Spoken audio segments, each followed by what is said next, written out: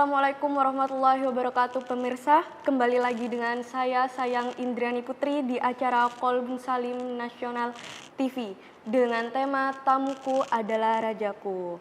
Ya, kita telah menghadiri, di samping saya ada Ustadz Ali Mahrus. Gimana kabarnya Ustadz? Alhamdulillah luar biasa. Ya, tema kali ini tentang tamuku adalah rajaku Ustadz. Siap.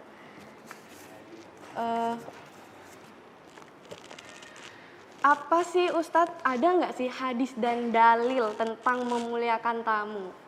Ya kalau jawabannya sih, kalau pertanyaannya ada ya jawabannya mesti ada. Oke, ya menurut saya kita akan mengulas tuntaskan tentang memuliakan tamu itu dengan Pak Ustadz Ali Mahrus. Silakan Pak Ustadz. Bismillahirrahmanirrahim. Assalamualaikum warahmatullahi wabarakatuh. Alhamdulillahirabbil alamin, hamdan yuafi ni'amahu wa yukafi'u mazidah. Ya Rabbana lakal hamdu kama yanbaghi li jalali wajhikal karim wa li 'azimi sultanik. Subhanakallahumma la nuhsi thana'an 'alaika anta kama athnaita 'ala nafsik. Falakal hamdu hatta tarda wa lakal hamdu idza radid wa lakal hamdu ba'da ridha. Allahumma salli wa sallim ala sayyidina Muhammadin fil awwalin wa salli wa sallim ala sayyidina Muhammadin fil akhirin. Wa salli wa sallim ala sayyidina Muhammadin fi kulli waqtin wa hin.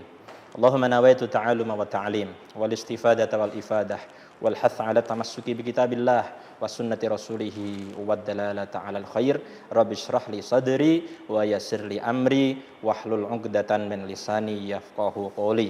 Allahumma inna na'udzubika min ilmin la yanfa wa qalbin la yakhsha wa 'amalin la yurfa wa du'ain la yustajabu bi rahmatika ya arhamar rahimin.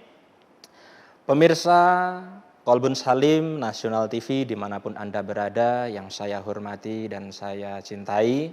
Alhamdulillah pada pertemuan kali ini Allah masih mentakdirkan kita untuk ngaji bersama dalam acara yang sama-sama kita cintai, yaitu Qalbun Salim.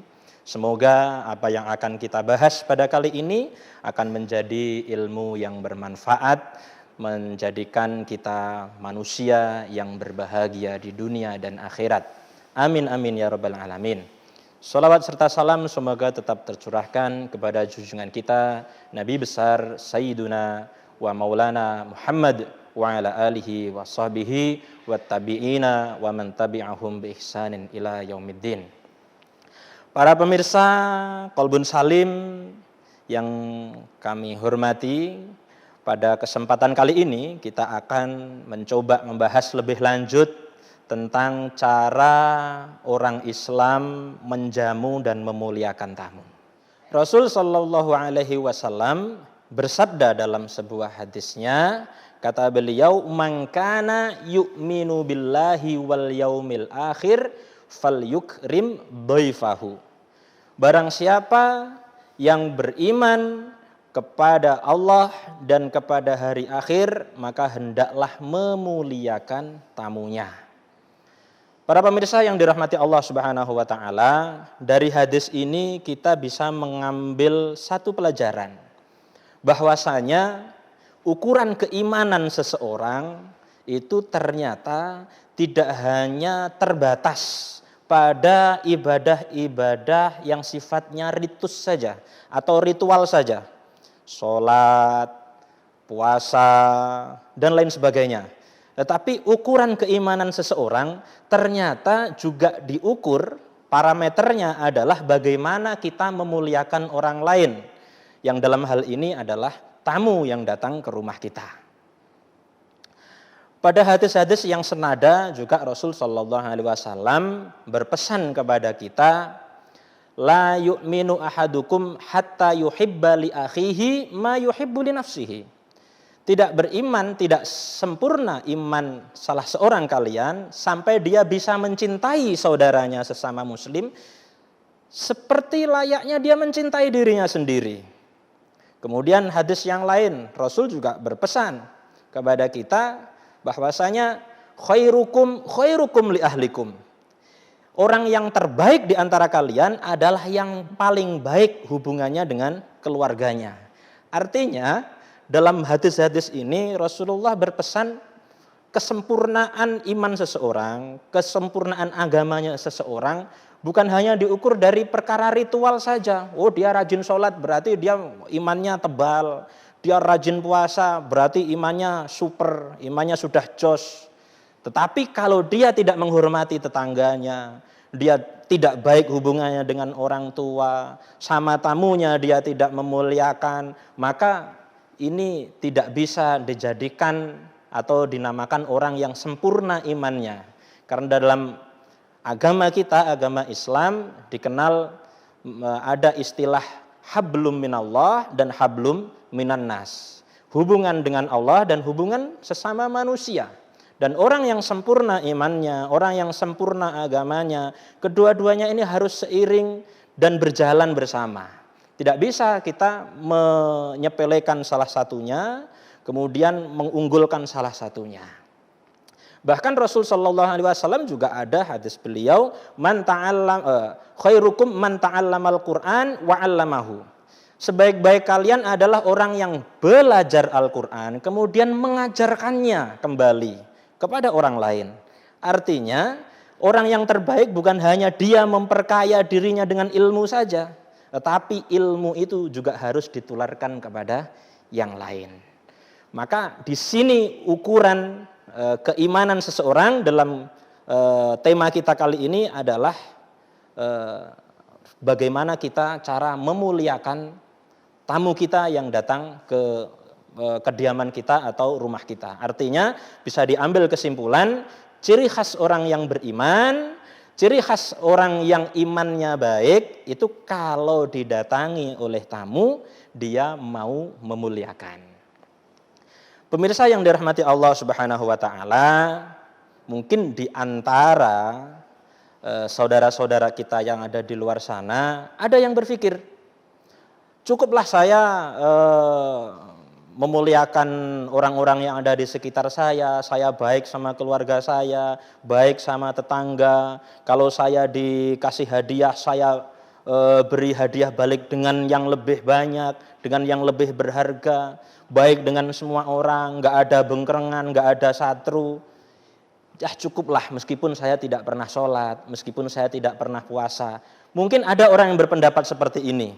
Nah ini juga salah, ya, juga salah. Kenapa? Karena kita harus memuliakan sesama manusia, juga kita tidak boleh lupa ibadah kita yang hubungannya dengan Allah Subhanahu wa taala. Pemirsa yang dirahmati Allah Subhanahu wa taala. Banyak di antara orang atau saudara kita di luar sana kalau kedatangan tamu mungkin ada sesuatu di dalam hatinya. Ada sesuatu maksudnya mungkin resah atau kurang bahagia. Mungkin karena ekonominya yang pas-pasan, harus menghadirkan dan menjamu dengan layak, menyuguhkan makanan dan lain sebagainya. Rasul Shallallahu Alaihi Wasallam dalam hal ini pernah berpesan kepada kita bahwasanya tamu itu kalau datang ke rumah kita itu bawa rezekinya sendiri. Jadi bukan rezeki kita kalau kedatangan tamu kita menjamu tamu dengan makanan, memberikan makanan, bukan rezeki kita yang kurang. Tetapi sesungguhnya itu tamu membawa rezeki sendiri. Yang tadinya sebelumnya, beberapa hari sebelumnya, itu dititipkan kepada kita oleh Allah Subhanahu wa ta'ala. Jadi mindset yang harus kita bangun dalam diri kita, tamu itu membawa rezekinya sendiri. Ya, tamu membawa rezekinya sendiri. Ada satu pengalaman yang menarik. Beberapa waktu yang lalu saya bertamu sowan ke salah satu kiai. Ya, ketika saya bertamu, biasalah untuk basa-basi, tidak usah repot-repot kiai, tidak usah terlalu repot, santai saja. Apa jawabnya kiai? Jawabnya kiai, oh saya tidak repot, saya menghadirkan jamuan ini rezekinya sampean. Ini bukan rezekinya saya. Kopi yang saya suguhkan, ini sampean sendiri yang bawa. Cemilan, kue-kue yang saya suguhkan ini sesungguhnya sampean sendiri yang bawa. Cuma Allah titipkan kepada saya sebelum sampean datang. Nah kalau ada sisanya, kopi itu ada sisanya, yaitu baru rezekinya saya. Kalau ada cemilan yang saya suguhkan, kemudian sisa, sampean pulang masih ada, itu baru rezeki saya. Kalau sampean datang ke sini itu tidak merepotkan. Kenapa? Karena saya hanya menghadirkan, saya hanya menyuguhkan apa yang sudah sampean bawa. Itu ya. Jadi tidak usah khawatir, tidak ada ceritanya orang melarat karena memuliakan tamu. Ya, orang jadi miskin gara-gara memuliakan tamu, menjamu tamu dan lain sebagainya.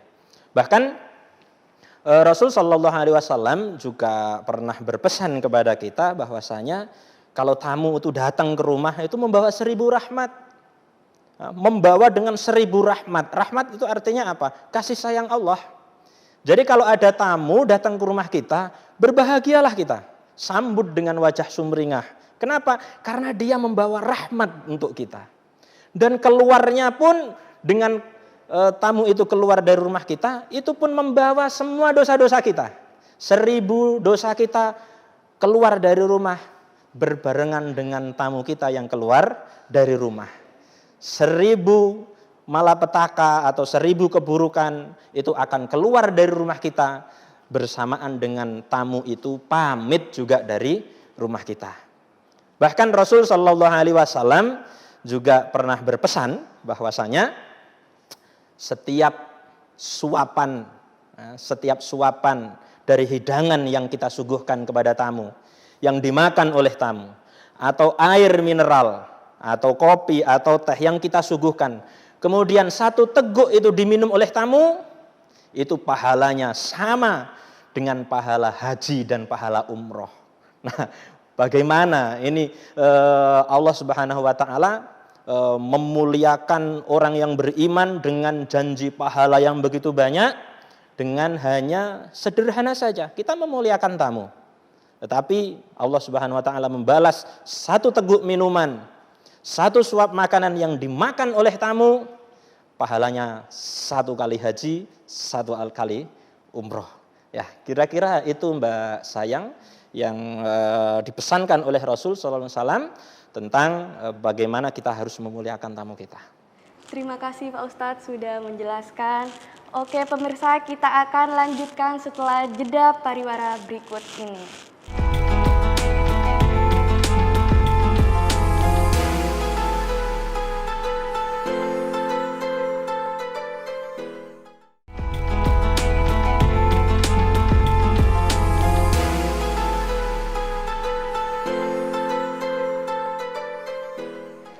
Baik pemirsa, kita akan melanjutkan kembali pembahasan tentang tamuku adalah rajaku. Ada nggak sih contoh tentang yang memuliakan tamu? Kita tanya Pak Ustadz. Baik Pak Ustadz, dipersilakan. Ya, kalau kita bicara ada nggak sih contohnya? Alhamdulillah ada. Ya, ada. Di dalam Al-Quran itu ada disebutkan di dalam surat Al-Hijr ada. Di dalam surat Adz-Dzariyat juga ada, di dalam surat Hud juga ada. Ya, kita coba telisik lebih lanjut. Ya, kita akan telisik lebih lanjut ada di surat Hud ayat ke-69. Ini siapa sih contoh kisah yang memuliakan tamu? Ya, siapa ini? Nabi Ibrahim. Ya pemirsa, Nabi Ibrahim adalah orang yang dicontohkan di dalam Al-Quran adalah seseorang yang sangat memuliakan tamunya. Ya. Kalau kita bicara tentang Nabi Ibrahim, apa cerita yang ada di benak Mbak Sayang kira-kira? Yang saya tahu itu Nabi Ibrahim nggak mempan dibakar. Ya. Nggak mempan dibakar. Terus apa lagi? Punya kalau ada tamu itu sering menjamui tamunya. Iya, sering menjamui tamu. Tapi ini sepertinya adalah cerita yang kurang dikenal oleh masyarakat ya. Kalau Nabi Ibrahim itu biasanya yang terkenal ya kurban, enggak mempan dibakar. Punya istri 2 ya, punya istri 2, poligami ya diantaranya. Cuma yang ini adalah cerita mungkin sebagian kita baru mendengar ada cerita Nabi Ibrahim yang sangat istimewa, yaitu bagaimana beliau caranya memuliakan tamunya. Nabi Ibrahim ini orang yang sangat memuliakan sama tamunya, sampai terkenal sekali. Ya, sampai terkenal di mana-mana pun Nabi Ibrahim terkenal dengan orang yang sangat ramah dengan siapapun tamunya yang datang. Ya, ada enggak sih mungkin kita punya keluarga atau teman yang ketika didatangi oleh kita ada tamu gitu, beliau sangat antusias menjamunya. Ada enggak? Ada ya. Kira-kira ada orang-orang seperti itu. Kalau didatangi, wow, dia menjamu dengan spesial, dengan wajah yang sumringah, ya, itu pasti ada. Nabi Ibrahim itu begitu, terkenal sekali dengan sosok beliau yang sangat memuliakan tamu. Bahkan Nabi Ibrahim itu salah satu di antara dua orang yang mendapat gelar Khalilullah atau Khalilur Rahman. Apa artinya Khalilur Rahman? Yaitu kekasihnya Allah. Ya, yang mendapat gelar Khalilullah, kekasihnya Allah itu cuma dua, yaitu Nabi Ibrahim alaihissalam, yang kedua adalah Nabi Muhammad sallallahu alaihi wasallam.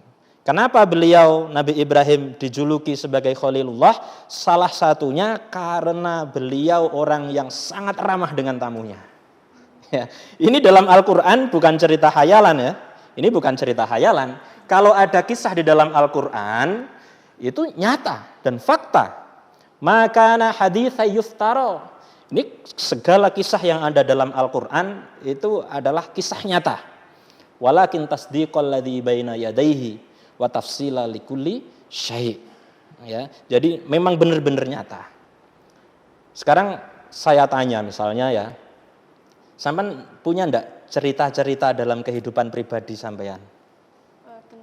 Tentang apapun, punya cerita? Punya ya. Tentu cerita tentang sekolah, cerita tentang pertemanan, ya enggak?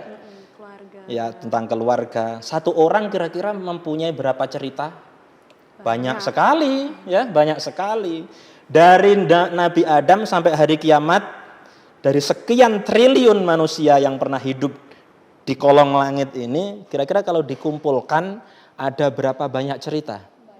Banyak banget, ya, banyak banget. Dan cerita-cerita yang paling baik itu direkam oleh Allah di dalam Al-Quran. Jadi cerita di dalam Al-Quran adalah cerita nyata dan itu cerita pilihan ya, yang pernah terjadi di bawah kolong langit ini. Ya, dan cerita di dalam Al-Quran biasanya ekstrim. Ya, biasanya ekstrim. Nabi Ibrahim enggak mempan dibakar, ekstrim enggak itu? Ekstrim, ya. Dan salah satunya adalah cerita Nabi Ibrahim tentang memuliakan tamu. Tentu kalau dikutip dalam Al-Quran, caranya Nabi Ibrahim memuliakan tamu sangat ekstrim. Apa ekstrimnya? Bayangkan, Nabi Ibrahim memuliakan tamu dengan cara apa? Sampean tahu? Tamu datang disembelihkan sapi. Ya, kalau kita datang bertamu ke seseorang disembelihkan ayam, oh spesial, tapi masih biasa. Disembelihkan kambing, oh luar biasa. Nabi Ibrahim sapi disembelih karena untuk memuliakan tamunya. Penasaran? Ya, kita ikuti cerita Nabi Ibrahim dalam surat Hud.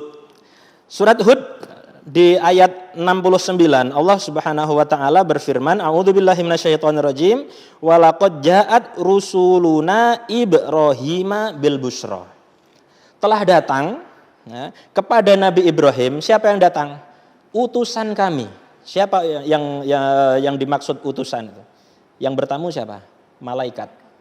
Jadi yang bertamu adalah malaikat ke rumahnya Nabi Ibrahim.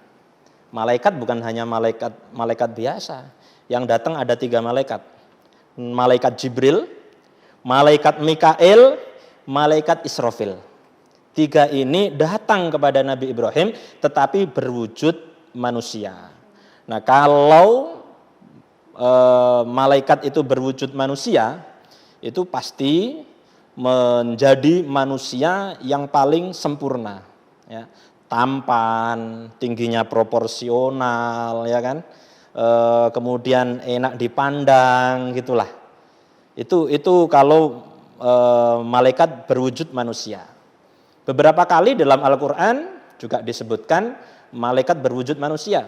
Contohnya malaikat Jibril ketika mendatangi Maryam, ibunda Nabi Isa alaihissalam. Ya, itu berwujud manusia. Manusia yang sangat ganteng. Kalau misalnya Mbak Sayang, ya, Mbak Sayang kedatangan tamu yang ganteng itu bilangnya gimana? Aduh, ganteng banget. Tapi Maryam apa bilangnya Maryam? A'udzubillahi minasyaitonirrajim. Jadi seperti melihat apa kalau gitu? Setan. Seperti melihat setan. Kenapa pertanyaannya? Karena Maryam itu orang yang solehah sekali. Dia tidak pernah kenal dengan laki-laki di luar keluarganya. Bahkan Instagramnya pun itu dikunci. Kalau followersnya nggak ada loh yang cowok ya. Followersnya nggak ada yang cowok, itu dikunci. Ya. Saking solehahnya Maryam. Lihat opa-opa ganteng gitu. Lihat opa-opa ganteng malah a'udzubillahi minasyaitonirrajim. Ya, itu Maryam. Baik, kita kembali ke kisahnya Nabi Ibrahim. Ini yang bertamu malaikat, tapi Nabi Ibrahim nggak ngerti. Kalau yang datang malaikat, dan datangnya itu di waktu yang nggak lumrah. Saya tahu waktunya kapan malaikat datang itu bertamu? Dini hari pemirsa. Jam 1 atau jam 2 malam. Ya, kita coba kulik di ayat yang lain di surat Az-Dzariyat ya. Allah berfirman, "Hal ataka haditsu dhaifi Ibrahim al-mukramin?" Apakah telah datang kepadamu cerita tentang tamunya Ibrahim yang dimuliakan? Nah, di sini yang menariknya, Allah dalam surat Az-Dzariyat ini, dalam ayat ini Allah menyebutkan dan membuka dengan hal ataka. Apakah telah datang kepadamu? Jadi enggak ujuk-ujuk Allah bercerita tentang Nabi Ibrahim. Saya mau cerita nih tentang Nabi Ibrahim. Enggak, tapi dengan pertanyaan dulu. Kamu tahu enggak sih cerita Nabi Ibrahim? Ya, apa bedanya? Bedanya adalah kalau diawali dengan pertanyaan, itu pendengarnya akan antusias. Misalnya nih, ya, kalau Mbak Sayang ngajar di PAUD atau di TK, ya, mau bagi-bagi permen. Ayo permen satu, ayo satu-satu. Lebih menarik mana dengan dikasih pertanyaan, ayo siapa yang mau permen, angkat tangan. Lebih menarik mana? Pertanyaan. Lebih menarik pertanyaan. Allah Subhanahu wa taala membuka cerita Nabi Ibrahim dengan pertanyaan. Harapannya apa? Kita lebih antusias. Baik. Hal ataka hadis. Ya, hadis itu apa artinya? Cerita. Cerita itu kalau dalam bahasa Arab ada beberapa kata. Ada ungkapan hadis. Ada ungkapan naba. Ya, surat An-Naba. An-Naba artinya cerita juga. Ada kisah. Jamaknya Qasas, surat Al-Qasas ada. Ya. Tapi kenapa Nabi Ibrahim ketika mau diceritakan oleh Allah ini dengan kata-kata hadis? Kenapa enggak naba atau kisah? Nah, kalau kita telisik lebih lanjut ya, hadis itu artinya baru, ya, lawan dari qadim. Semua selain Allah Subhanahu wa taala, seluruh makhluk dan semesta ini disebut hadis. Karena semuanya adalah barang baru, ya, barang yang baru. Nah, ini adalah cerita yang baru saja didengar oleh sebagian banyak orang. Ya, mungkin kalau Nabi Ibrahim alaihissalam cerita tentang beliau yang biasa didengar orang paling ya tentang kurban, tentang melempar jumroh, ya. Tentang cerita beliau tidak mempan dibakar dan lain sebagainya. Tetapi apakah cerita tentang Nabi Ibrahim memuliakan tamu adalah cerita yang umum diketahui banyak orang? Tidak, ya. Ini istilahnya adalah untold story, ya, ya, cerita yang jarang untuk diungkapkan, yang jarang terungkap. Ya, ini bukti bahwasanya Allah Subhanahu wa taala memberikan mukjizat kepada Nabi Muhammad SAW karena ini juga barang baru, cerita baru yang baru didengar oleh Nabi Muhammad SAW, episode Nabi Ibrahim memuliakan tamu. Ya, insya Allah cerita selengkapnya akan kita lanjutkan nanti. Oke. Baik, terima kasih Pak Ustadz atas penjelasannya. Oke pemirsa, kita akan lanjutkan setelah jeda pariwara berikut ini.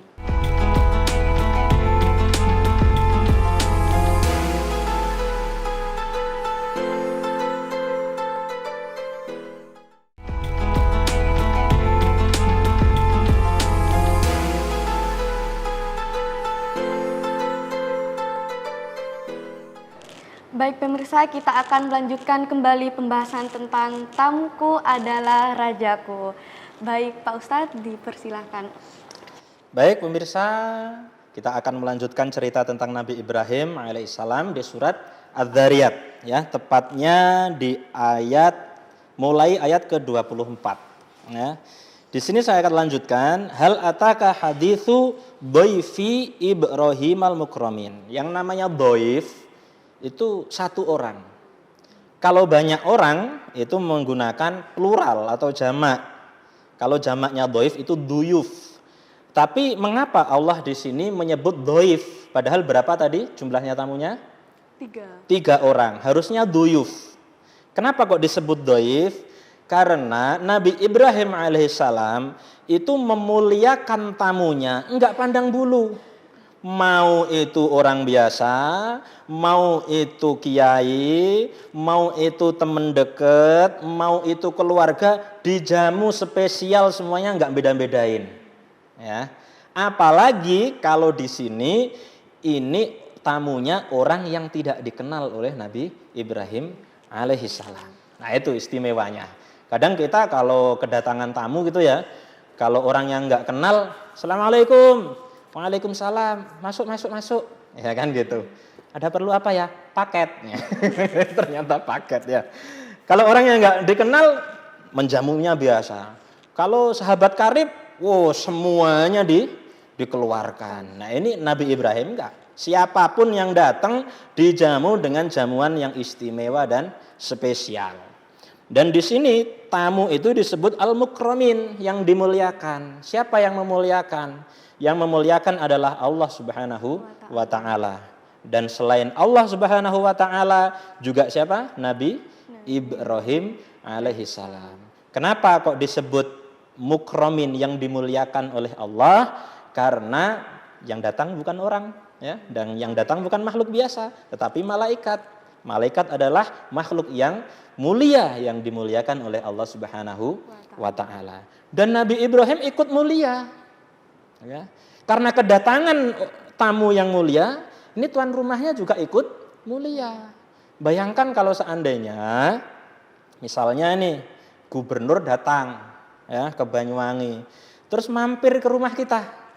Itu kira-kira tetangga-tetangga tuh enggak viral enggak itu? Kita jadi omongan enggak? Iya, jadi omongan. Siapa sih ini? Ini sayang nih.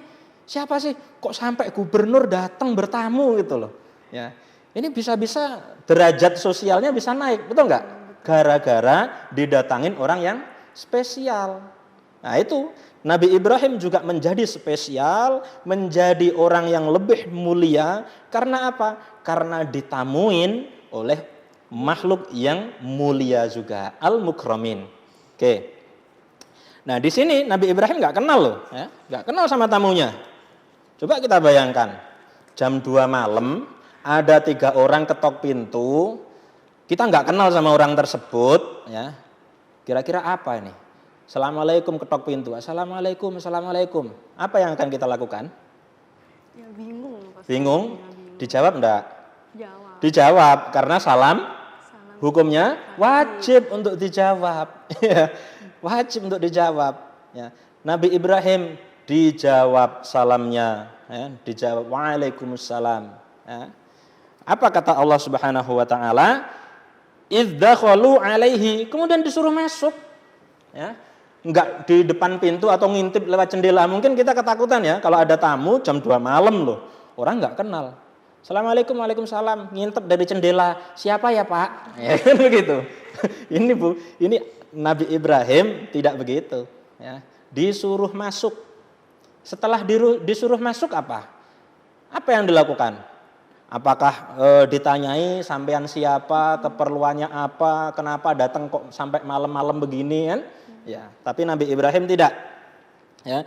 Nah, ini di potongan ayat Allah menyatakan faqalu salaman.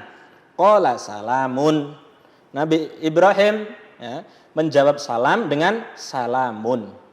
Ya, tamunya mengucapkan salam dengan salaman. Ya, tamunya mengucapkan salaman, Nabi Ibrahim menjawab salamun. Kok beda? Bedanya apa? Ibnu Katsir dalam tafsirnya menyatakan kalau salaman dengan salamun itu berbeda. Ya, perbedaannya apa? Salamun dengan dhammah mun itu lebih kokoh, lebih kuat, lebih baik dibanding salaman.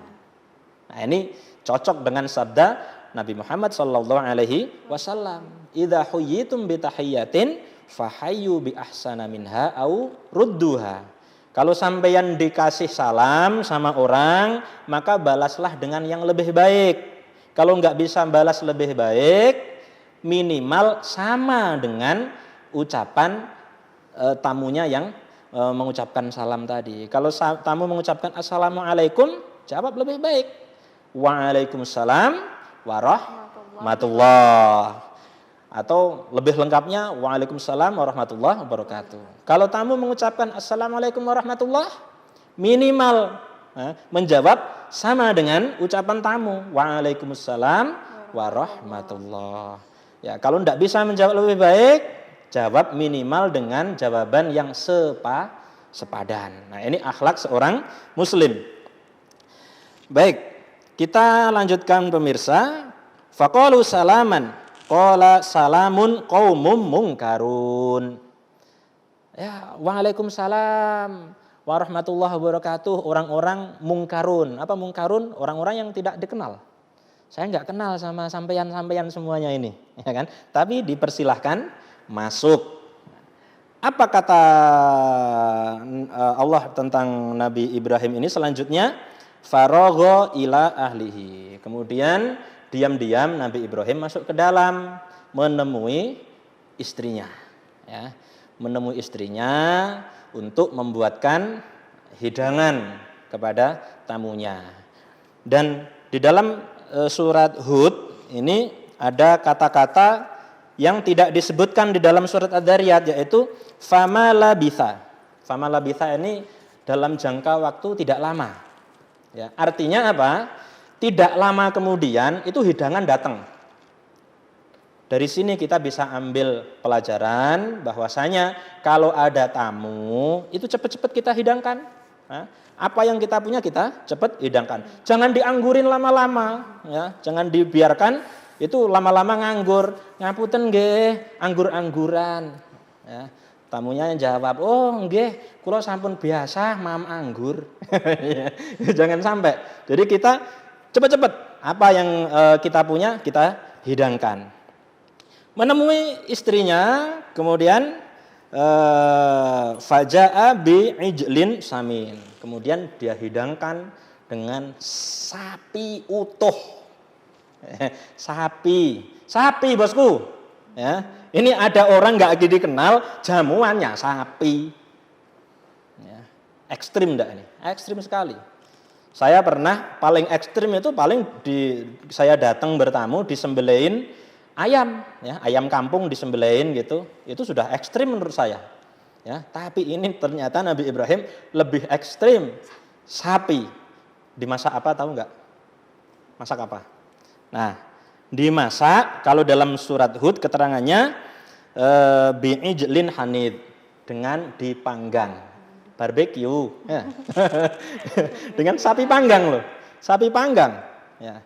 Ini menunjukkan ya, kenapa kok sapi panggang. Ya, ini kesimpulannya mungkin bisa kita ambil pelajaran. Yang pertama, karena dimasak dengan memanggang atau membakar itu lebih cepat, ya, daripada dimasak gulai kan repot, harus ngulek bumbunya dan lain sebagainya. Kalau dibakar kan cepat, ya. Ada ulama juga menyatakan bahwasanya menu dengan dibakar itu sangat spesial pada zaman itu. Jadi masakan yang paling spesial itu adalah dengan digrill, ya, dibakar, ya, daripada gulai. Gulai dengan sate pilih mana? Ya, lebih ekstrim sate, lebih mulia sate, begitu kan ya? Kira-kira begitu. Nah, ini pelajaran yang sangat berharga ya buat kita. Maka kita bisanya menyajikan apa, kita sajikan. Kita bisanya maksimalnya hidangkan apa, kita hidangkan. Gitu loh. Kalau kita bisa menghidangkan misalnya makanan, ya, kita hidangkan makanan. Kalau tidak bisa makanan, ya minimal ada cemilannya lah. Ya. Paling tidak ya enggak air putih saja kan begitu. Ya, kalau air putih seperti kita di NTV ini, berapa lama saya bertamu di NTV ini ya? Berapa kali ya? Ini suguhannya namanya wedang kendel. Ya. Apa wedang kendel itu? Ini berani sekali ini. Ya. Nggak ada temennya berani ini air putih ini. Ini namanya wedang kendel. Ya. Kalau kita didatangi tamu, ada apa kita punya makanan di kulkas, keluarin sudah. Ya. Kenapa? Allah akan balas. Jangan khawatir, semua rezeki itu akan balas. Tamu itu membawa rezekinya sendiri. Yang ekstrim dong. Ya. Tapi gimana Ustadz? Kalau seandainya, wah saya tidak punya uang, apa saya harus hutang-hutang? Ya tidak perlu begitu. Tetapi paling tidak tunjukkan semaksimal kita lah. Bagaimana kita menyambut tamu dengan baik, dengan maksimal, tunjukkan wajah sumringah. Kenapa? Karena sekali lagi memuliakan tamu itu adalah ciri khas orang yang beriman. Baik Pak Ustadz, terima kasih penjelasannya sekali lagi. Pemirsa, kita akan lanjutkan setelah jeda pariwara yang satu ini.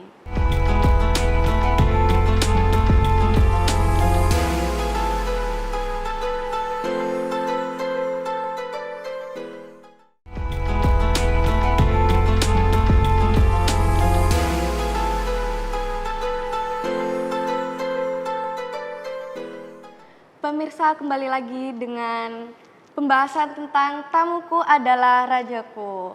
Baik Pak Ustadz, silakan dilanjutkan kembali. Oke, kita lanjutkan cerita tentang Nabi Ibrahim alaihissalam.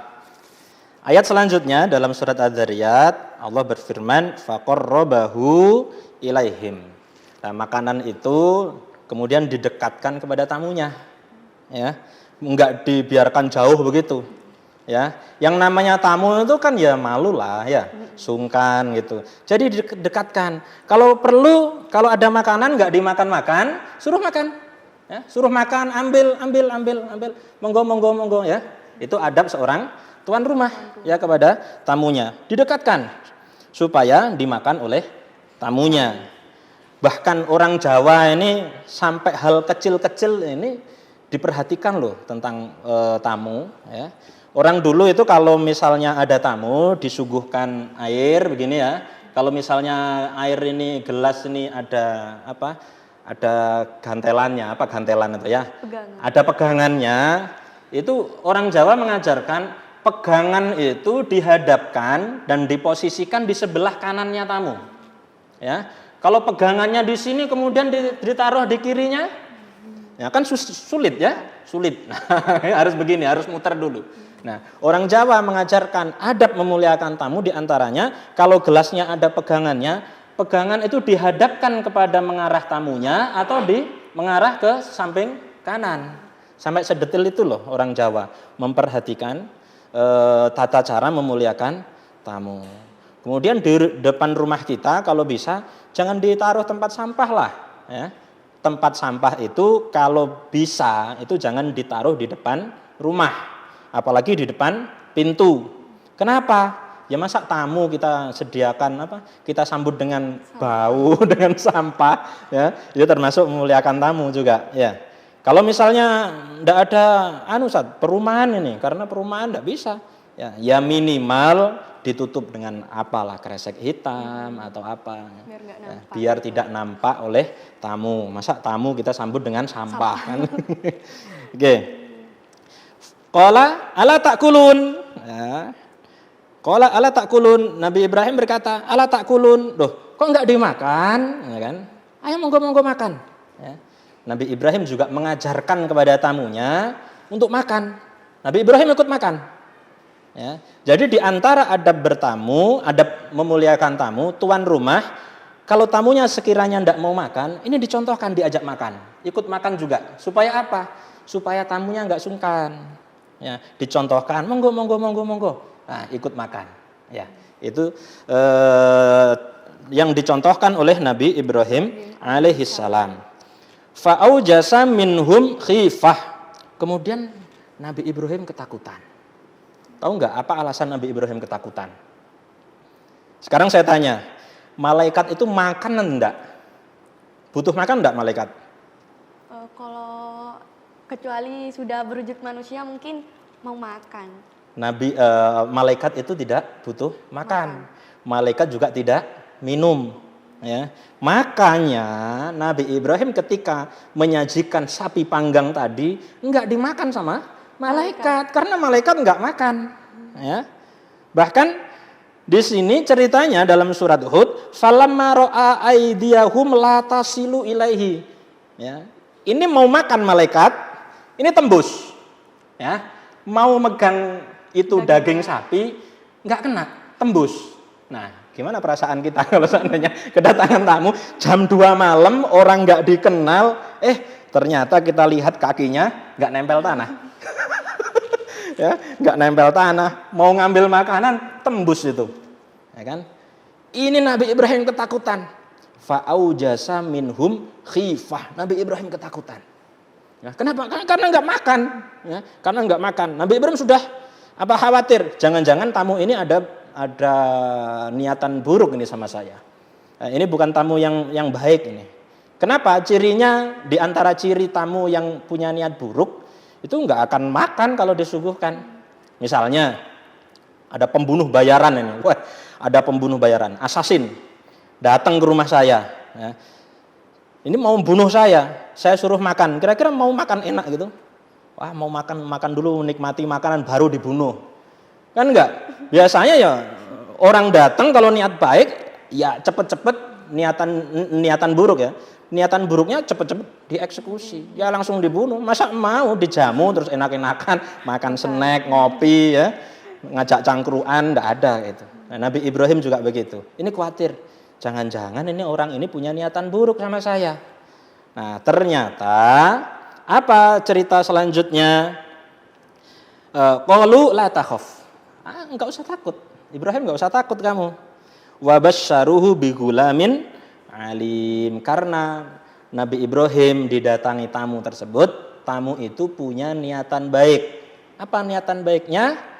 Untuk mengabarkan kepada Nabi Ibrahim bahwasanya Nabi Ibrahim akan segera punya momongan. Nah, itu berkah tamu juga loh ya. Jadi tamu itu ada dua memang. Ada yang berniatan buruk, ada yang berniatan baik. Ya. Nah, kebetulan malaikat ini punya niatan buruk, iya. Punya pengen bunuh nih. Ini malaikat ini pembunuh bayaran yang disuruh oleh Allah Subhanahu wa taala. Tetapi bukan Nabi Ibrahim. Ya. Siapa? Kaumnya Nabi Lut, kaum Sodom. Jadi malaikat itu sebelum ke Nabi Lut menghancurkan kaumnya Nabi Lut, itu malam mampir dulu ke rumah Nabi Ibrahim alaihissalam. Ya benar ini mau bunuh ini malaikat ini. Tetapi yang dibunuh kaumnya Nabi Lut, bukan Nabi Ibrahim atau kaumnya. Fa'aqbalat imra'atuhu fi saratin fasaqat wajahaha wa qalat ajuzun aqim. Nah, kemudian istrinya Nabi Ibrahim shock dong ya. Ketika saya ini kan sudah tua, sudah mandul, tidak menstruasi lagi. Bagaimana mungkin saya bisa hamil, bisa punya anak? Tapi jawabnya malaikat, ya begitulah ya. Allah tuh memang begitu gitu loh. Kalau memang sudah mau dikasih momongan, apa susahnya, ya kan? Wong ini ada suami, ada istri. Allah saja mampu menciptakan anak dari seorang perempuan yang tidak bersuami. Siapa? Maryam. Ya. Nabi Isa lahir dari seorang ibu tanpa suami. Ya. Wah, sekarang berarti banyak Ustaz. Nabi Isa modern. Ya enggak itu. Ya, ada ibunya tapi enggak ada suaminya. Ya itu beda cerita lah. Ini memang enggak ada suaminya, enggak ada lakinya. Ya, atau menciptakan makhluk dari seorang laki-laki tanpa perempuan. Nah, siapa itu? Siti Hawa, Siti Hawa diciptakan dari Nabi Adam, dari seorang laki-laki tanpa adanya ibu. Allah mampu. Bahkan tanpa ada bapak dan tanpa ada ibu pun Allah mampu menciptakan. Siapa? Nabi Adam alaihissalam. Nabi Adam nggak punya bapak, nggak punya ibu. Apalagi Nabi Ibrahim, ya. Kok bisa punya anak? Ya bisa. Oh, Nabi Ibrahim ada, istrinya juga ada. Bagi Allah itu mudah. Bagi Allah nggak ada yang nggak mungkin. Everything is okay. Bagi Allah Subhanahu wa Ta'ala. Kun fayakun ya Pak Ustadz. Kun fayakun. Kan tadi itu malaikat 3, Iya. terus bertamu malam-malam jam 2. Setahu saya, kalau bertamu itu kan minimal di atas jam 9, di bawah jam 9. Jadi gimana Pak Ustadz? Ya ini kan memang ini kan kisah ekstrim. Ya, kalau kita bertamu di waktu yang tidak lazim itu namanya tidak adab. Ya, kurang sopan santun. Dilihat dari kalau kita sebagai orang yang bertamu, ya. Tetapi kalau kita sebagai orang yang tuan rumahnya, penerima tamunya, kalau bisa memuliakan setiap waktu, ya kita muliakan. Ya. Kalau memang tidak bisa, kalau kita tidak bisa menerima tamu, ya sudah, bilang saja lagi tidak menerima tamu. Orang Jepang begitu loh. Orang Jepang misalnya jam 6 maghrib sampai isya saya nggak nerima tamu karena waktunya saya membaca Quran misalnya ya. Misalnya, terus ada tamu. Itu biasa di Jepang ya. Sampean mau datang lagi habis isya atau mau nunggu saya?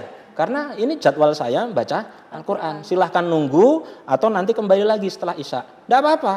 Kita memuliakan tamu itu kalau tamu itu sudah kita persilahkan ke dalam rumah. Selama tamu itu masih di luar, kita tidak ada kewajiban untuk memuliakan tamu. Tapi kalau sudah ahlan wa sahlan silahkan masuk, baru kita kena kewajiban memuliakan tamu. Ahlan wa sahlan. Apa sih ahlan wa sahlan? Sudah datang, ya, ada tamu datang, ahlan wa sahlan. Ahlan itu artinya keluarga. Maknanya apa? Kalau kamu datang ke rumah saya jamu dan saya anggap engkau adalah keluarga saya. Oh, itu loh hebatnya Islam. Ya. Sahlan apa? Sahlan itu artinya mudah. Artinya selama kamu menjadi tamu saya, semua urusanmu akan aku permudah. Makanya ada pepatah, tamu adalah raja. Artinya apa? Kita semampunya dan semaksimal mungkin untuk kita muliakan siapapun tamu kita. Ya, tidak membeda-bedakan. Karena tamu itu membawa rezekinya sendiri, juga memberi berkah, memberi rahmat kepada tuan rumah, dan memberi memberi sinar yang ada dalam rumah kita. Oke Pak Ustadz, apa sih hukum memuliakan tamu itu? Kalau memuliakan tamu hukumnya wajib. Wajib. Wajib. Ya, karena itu memang ciri khas orang yang beriman ya. Karena sekali lagi ukuran keimanan seseorang itu bukan hanya terbatas pada ibadah-ibadah ritual saja. Tapi bagaimana juga diukur dari bagaimana juga kita bisa bermanfaat kepada orang lain. Khairun nas anfa'uhum linnas. Manusia terbaik adalah diukur dari seberapa maksimal dia bisa memberikan manfaat kepada sesamanya. Baik Pak Ustadz, terima kasih sudah menghadiri acara Qalbun Salim di Nasional TV. Mungkin ada pesan dan kesan ke pemirsa dan untuk saya sendiri. Intinya ketika ada tamu datang ke rumah kita, ayo kita berusaha semaksimal mungkin untuk kita muliakan. Ya, kita ajari keluarga kita, istri kita, bahwasanya tamu itu datang bukan untuk mengurangi rezeki kita, untuk merepotkan kita, karena tamu itu justru membawa rezeki. Siapapun tamunya, ayo kita muliakan, ayo kita jamu. Jangan memandang siapa yang datang, tetapi siapa yang memerintahkan. Ya, kalau kita melihat perintah Allah, ya, muliakan tamu, ya, perintah Rasulullah muliakan tamu, maka siapapun yang datang, kalau statusnya sebagai tamu, entah itu musuh kita, entah itu orang yang tidak kita kenal, apalagi orang yang akrab dengan kita, mari kita muliakan. Jangan melihat siapa yang datang, tetapi lihatlah siapa yang memerintahkan kita untuk memuliakan tamu. Begitu. Ya, Pak Ustadz. Baik pemirsa Kolbun Salim dimanapun kalian berada, kita sudah mendengar seputar tentang memuliakan tamu. Semoga dapat bermanfaat bagi kita semua. Ya, saya Sayang Indriani Putri, pamit undur diri. Wassalamualaikum warahmatullahi wabarakatuh.